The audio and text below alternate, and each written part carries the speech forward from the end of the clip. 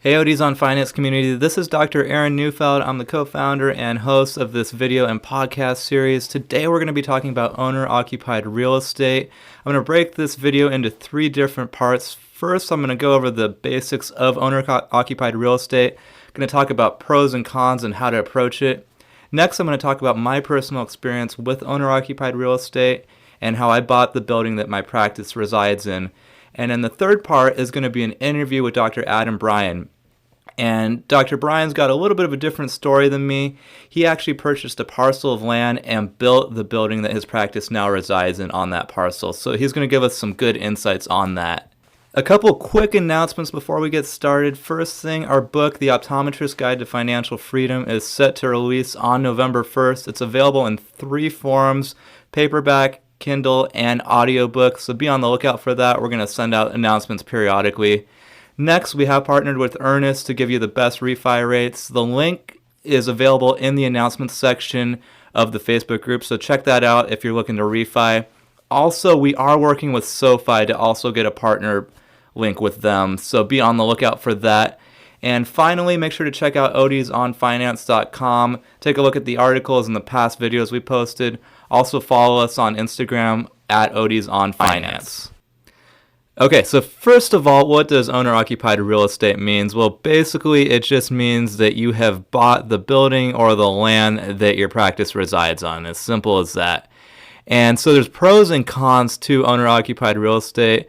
Most practice owners would say, hey, this is beneficial over the long run. So let's start with the pros. All right, so pro number one is the opportunity to build equity. And so by buying a building, you can provide your company with an investment that allows you to build up equity over time. And as you pay off that mortgage, or if you bought it with cash, the property appreciates in value. And this equity can eventually be used as collateral for leverage if you do decide to expand your business. Number two is that you have a fixed mortgage payment. The financing associated with your property typically remains fixed. When taking out a long-term loan, assuming it is a fixed rate loan, your debt service payments will remain fixed and never increase during that loan period. And furthermore, there is a notable advantage to putting your money into paying off a mortgage. Rather than a monthly rent that you're saddled with, you slowly gain equity, and rather than just giving that money to a landlord. And pro number three are tax benefits. So if you do decide to purchase a property, you can depreciate your building over the lifetime of the asset. This can save you a lot of money when calculating taxes on earnings. The cost of owning a commercial space can offer you additional tax deductions, and often these are in the form of mortgage interest, property taxes, and other accounting line items. And additionally, if you are a nonprofit, you can achieve additional tax benefits by purchasing property rather than leasing. And pro number four revolves around the potential that your property has. It can generate additional income and accommodate growth. So the most obvious and beneficial aspect of owning a property is that you can lease some of your property to other tenants to generate additional monthly income and also cash flow for your business. And this is also a good way to allow for future growth. So say example, you've got a property that's about 50,000 square feet and you want to grow an additional 50,000 square feet in a certain period of time. You can purchase a 100,000 square foot property and build out the initial 50,000, and then over time you can build more. And pro number five is improvements that you make to the property add value to your bottom line. So unlike with leasing, any renovations that you make to your space are only going to add value to your space because it's your space. As you're more likely to remain at the property for an extended period of time, you don't have to recreate these improvements like you would if you had a lease and you had to move from location to location. So that's a huge money saver when you look at a long-term picture of your real estate and your practice. Another thing to factor into that is any additional capital improvements that you make on the property are also going to add into your property's overall value. Your next step after negotiating the terms on your building, you want to structure an entity to hold your building. And so there's either limited entities or unlimited. And so unlimited would be a partnership. Wouldn't advise that just because of the liability behind that.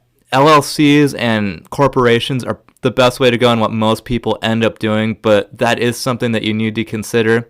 And with an LLC or a corporation, you can actually own the building in that corporation or LLC and then rent the building to your practice, which is in a separate business. All right, so the last thing you want to do in purchasing a building is get the loan if you're not using cash to purchase your property or building.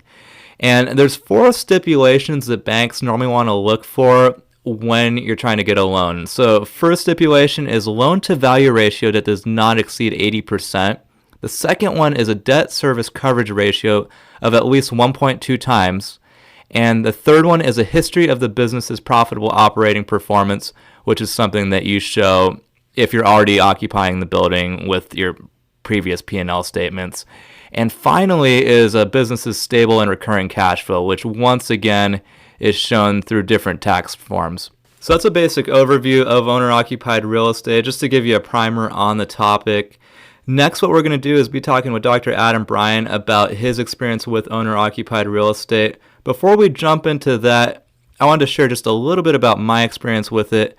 I purchased the building that my practice was in about a month ago, and the whole process took about 2 to 3 months, and we basically went through that 4-step process that I just talked about. We first negotiated different terms, different agreements. We negotiated the price, obviously. And then I reached out to the banks. I ended up going with an SBA loan. SBA was great. It enabled me to put 10% down only and get pretty good financing for the building over a 20-year period. The one downside to SBA loans is there was an SBA fee with the loan that was pretty sizable.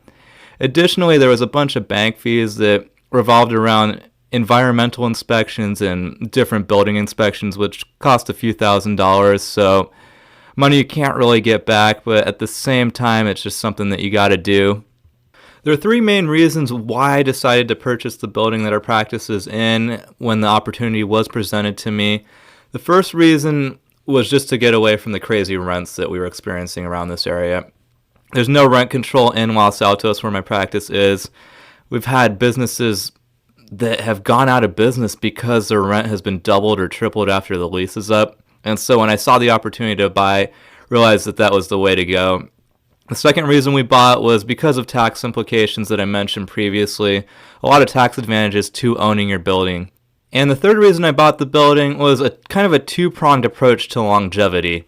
The first thing was we've been here since 1969. We wanted to stay here. So when it went up for sale, wanted to jump on it, wanted to stay in this location where all our patients know where we are. It's a great location.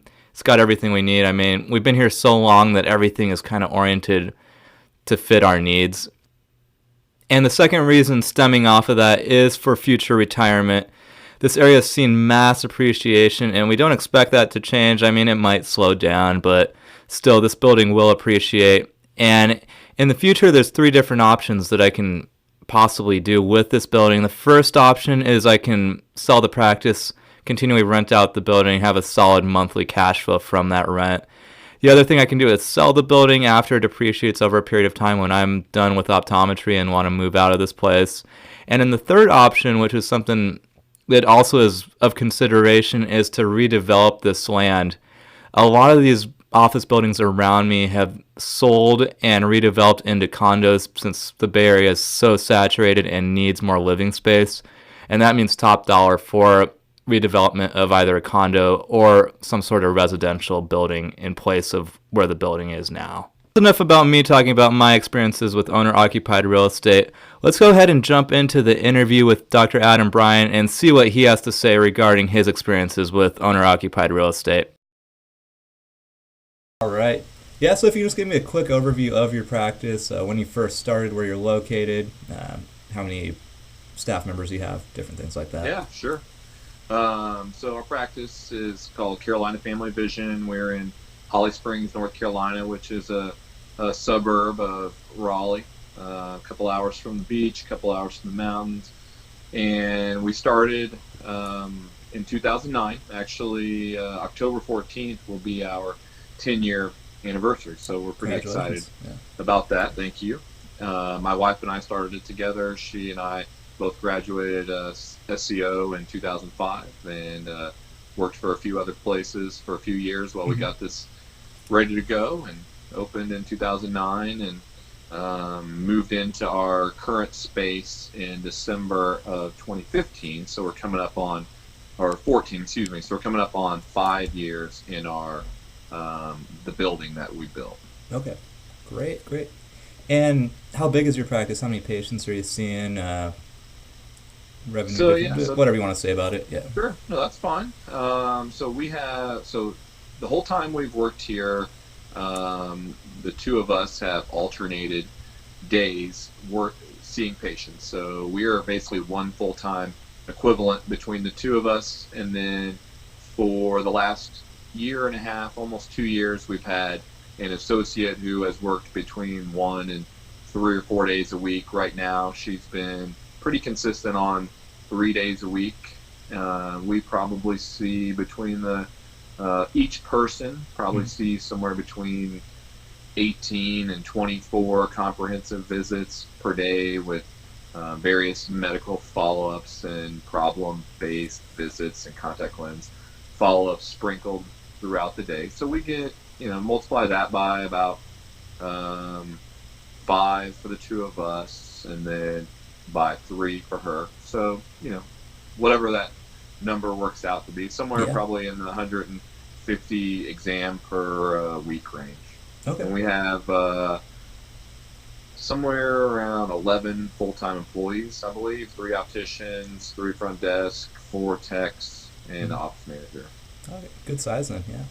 Yeah. And what made you decide to move into your building and to build out and to create that space? So we've, in addition to always wanting to kind of own our own space, as far as practice rather, we've always kind of looked at the real estate side of it as something that really intrigued us and something that we could potentially use for, not only growth for the practice, but for long-term financial stability. And we're in a year later, when that was right when the economy started crashing in 2007 and 8, and there were various out parcels available at the beginning, lots of them, probably 8 to 10 of them, and then slowly started getting bought up and bought up and bought up back whenever things started moving again in the early teens. Sure. Yeah. So we were deciding. We had the idea of paying a lot of rent for a long foreseeable future, or there was one lot that was smaller than all the other lots. It was right at a half an acre, and because of the way it's situated, it wasn't going to require a parking lot, and it was less than half the price of the other full acre lots. And so this was probably in 2013, late 2012, early 2013, when we started the process. Because as you can imagine, between the bank and buying the land and drawings and all that stuff, it takes a long, long time. And then construction takes a long time. So you got to get really situated early. And we just decided that we could, as long as the banks were nice to us, we were going to be able to afford to get the project started. So we just decided to kind of go for it. Yeah. And it kind of ended up working out. Yeah. And how do you finance the project? And any pitfalls or any obstacles you ran into during that process?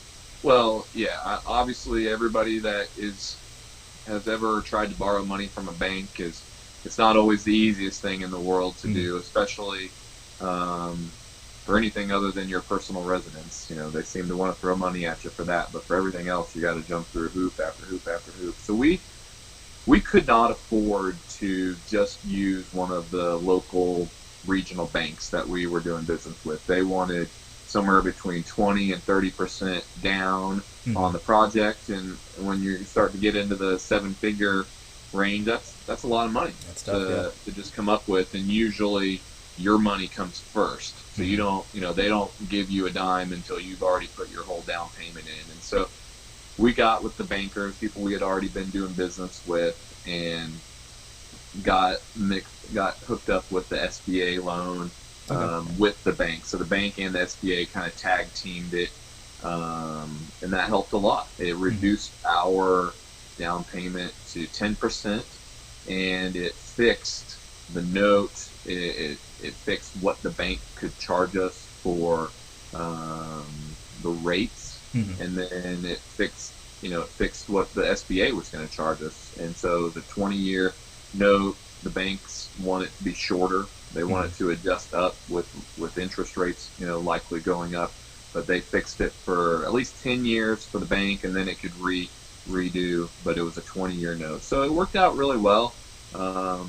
Certainly, the amount of information that you have to give them is mind-numbing, between the drawings and the estimates that the contractors do, and to start um, not breaking ground, but really before we're going to start building anything. And so, because the process of buying the land, it's all rolled into one, like a construction loan, not just a land loan or a building loan. It's all into one, and that's a 6-month process all by itself. So the biggest problems came with the bank later on, when the contractor's prices all magically changed, halfway through the project, and then we kept having to go back and ask for more and more and more. So it really started to get a little hairy probably halfway through the construction process. And that's, the biggest thing is that not only do you need more money from them, but then they're going to ask more money from you. So if it's 10%, for every $100,000 that the price goes up, that's an extra $10,000 that you've got to, be able to fund. Mm-hmm. And because with construction, you just never know. The prices are always going to be higher. It's always going to take longer. And you just got to have a pretty significant war chest kind of sitting there waiting to just be liquidated. Right. And then also, at some point during the construction process, the interest is going to start kicking in. And 3 to 5% probably interest on 100 here and 100 there and 100 there, up to $800,000 or $900,000. Those interest payments got pretty steep pretty quick. So it's definitely not for the faint of heart. That is for sure. Yeah, and go through the construction process a little bit. Who did you hire? Did you have an architect? Did you have different designers? And how do you keep the costs down but still get what you wanted out of the building? So yeah, that's a great question. So I think the first person, the guy or girl who's the key in this whole thing, is the architect, because they are going to design the space.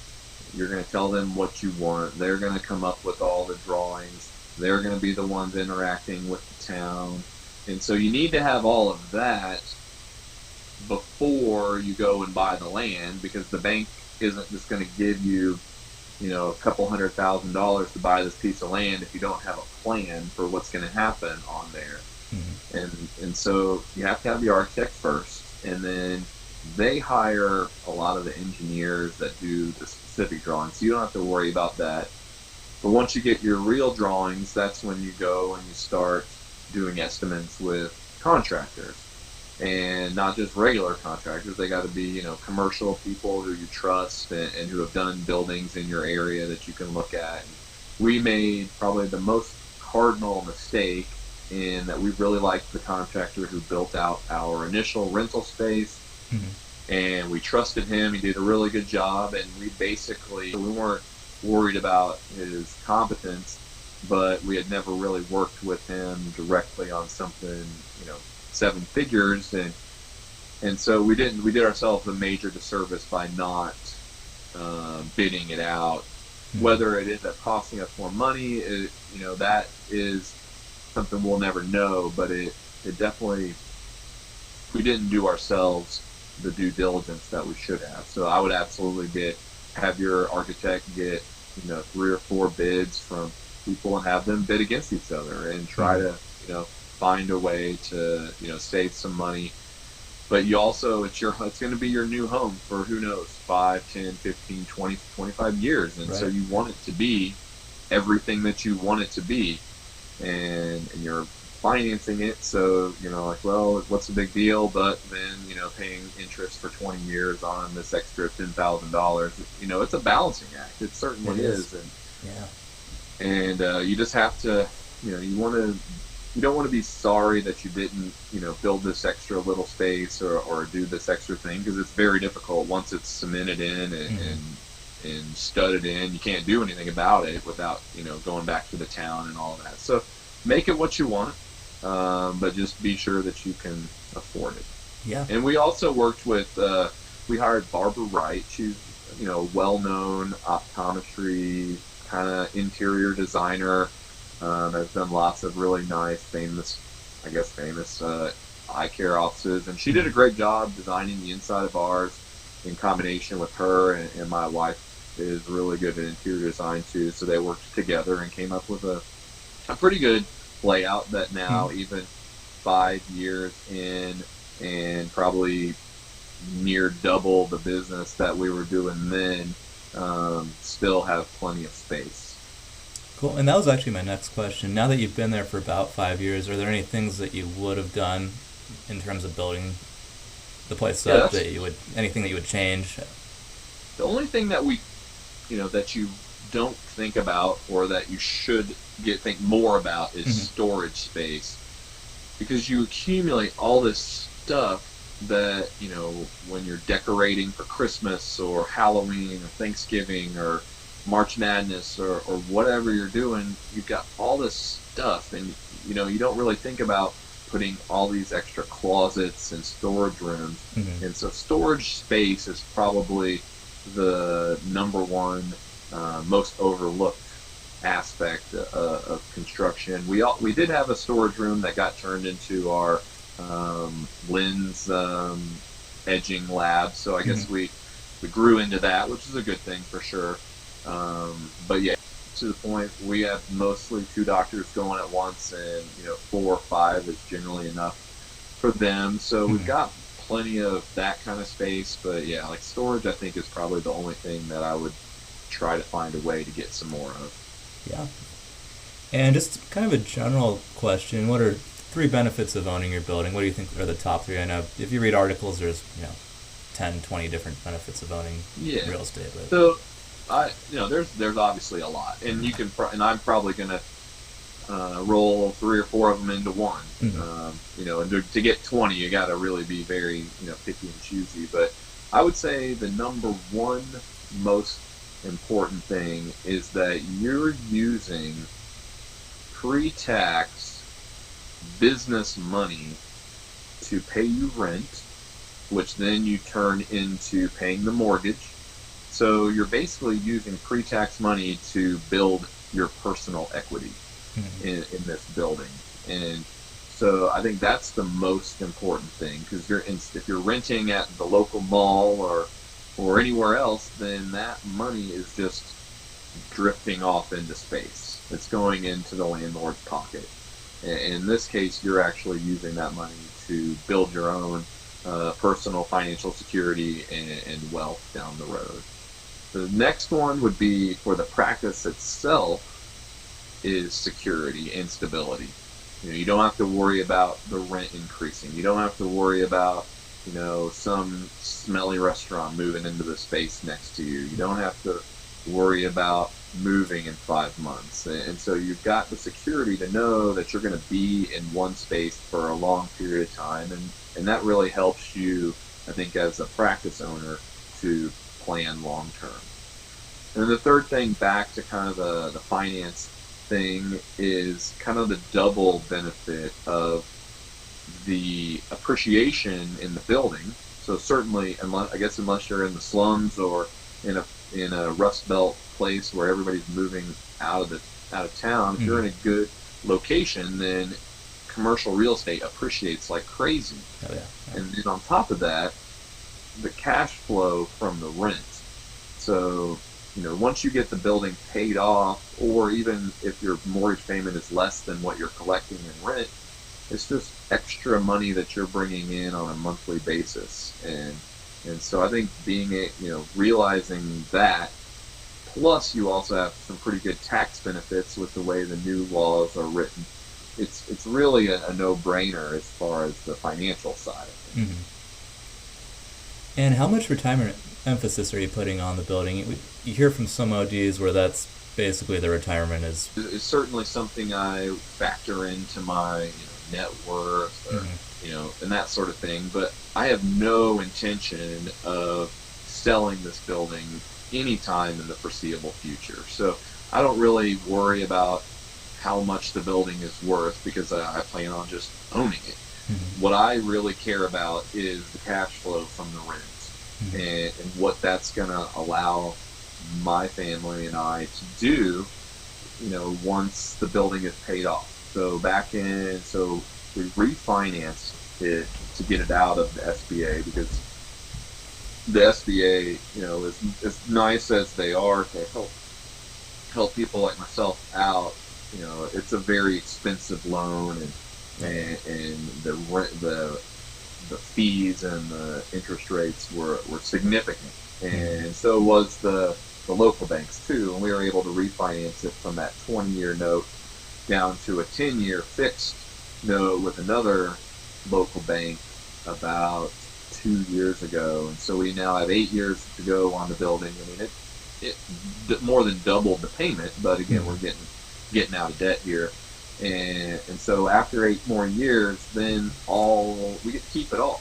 We have to pay taxes and we have to pay insurance and whatnot, maintenance, but after that, it's all cash flow, and so that really has given me a target date as far as when I feel like if I didn't want to do this anymore, right. If the sky falls and all the crap that people talk about with eye care happens, then I don't have to worry about it. Right. I'll just rent the building out to somebody else and collect rent, and so that's every month for the rest of the building's life. It's going to produce, and so that's what I am looking most forward to, more than just like an actual sale of the building. And any plans to expand it to bring in people that might rent from you? I know there's certain optometrists that are involved in that where sections of their office are rented out. So we built the building as a 6,000 square foot, pretty much just a rectangle. It's about 100 by 60, almost exactly. And 1,500 of that is a tenant space. And so we've had that space rented to a physical therapy practice for about 4.5 years now. So they actually have to decide by January 1st if they're staying to renew their lease for another 5 years. And so we occupy the other 4,500 square feet. So so that's been a tremendous, boost, cash flow, the way, not only with our constructed to where the tenant has to pay their share of the taxes and the insurance, which side note I think is kind of like highway robbery, but as a landlord I'll not complain too much. And so it helps commercial. A lot. Yeah. And when you do the math, when I did the math over the 20-year, when I thought I was going to have a 20-year note, that just that 1,500 square foot space was going to produce somewhere in the neighborhood of $900,000 in rent over that. Like I said, whenever, the total rent that we were going to collect over that 20-year period was somewhere in the neighborhood of $900,000, and with the building only costing maybe, it costs about 30% more than that. That's pretty strong. Definitely, to just have that 1,500 square foot space bring in that much revenue over that 20-year period. And so, it was almost like a no-brainer to make sure that there was enough space for a tenant. Makes sense. And, you've contributed a lot to the group. You got a lot of good insights. So for the young ODs out there, just kind of a general finance question, what are some personal philosophies involving finance that you think are important for all the up-and-comers out there? That's a great question, and I think especially your partner that would agree and predict that the first thing that I'm going to say is that, in my opinion, the fastest way to building personal wealth is erasing all of your debts. I don't think that you can really grow like you think you can grow as long as you've got that student loan or the car loan or those sorts of things kind of wrapped around your neck. And so what we did, we weren't nearly as disciplined as what I wish we would have been, Mm-hmm. in the beginning. But it took us about maybe 10 years to get the two of our student loans. And it's not like what you guys are stuck with these days, but it wasn't a lot less. Right. We had about 250 between the two of us, and, in about 10 years, we got it all completely paid. And so, certainly that's very important. Putting money away along the way is very important, and just kind of just doing it. Not getting too bogged down in the details. I know on your site there's a lot of great discussions about specific funds, index funds, dividend producing funds, and stocks this and stocks that. But for somebody who's 26 or 30 years old, just get the money in there, put it in something, because it's going to grow. And even if it only grows at 8% or 9%, it's better than 0% when you didn't put any in. So get the debts paid off, start saving, have protection for your family, have an emergency fund. I sound a lot like a Dave Ramsey type, because I listen to him almost every day, and I believe in things that he says. Certainly there are probably some things that he says that still apply to people across the board, but all in all, I feel very strongly about getting out of debt and building wealth afterwards. Yeah. And any future plans to invest in more real estate? Or are you looking into residential or more commercial? I think that my next, if we do something again, it will probably be an owner-occupied space of a potential for a satellite clinic or sports vid. We've talked a lot about introducing sports vision. We don't have enough space in our practice, and thinking about getting a more like a warehouse type space that we can do something like that in. So that will probably be our next thing if we decide to dip our toes in the real estate again. And we will probably buy something that's already built, because the construction process is just way too stressful of a thing between the contractors and the banks and the town and their rules and regulations and all that. So it's worth it, but it's tough to get through it. Gotcha. Cool. Well, once again, I appreciate all the insight that you put into the group and all the comments that you've left. I think it's helped out a lot of individuals. So. Well, I appreciate what you guys have done. It's amazing to think that, I don't know when it started, but I don't think I was more than maybe 1,000 people in whenever I joined the group, and to think that it's, I don't know, 4, 5, 6,000 people now. It's pretty amazing, and to see the engagement. It's not just a group that people join and then leave or never participate in. They actually lots of comments and lots of insight. Yeah, it's a subject that really wasn't too much touched on, and we figured we might as well bring it to the masses. So absolutely, it's important. Yeah, absolutely.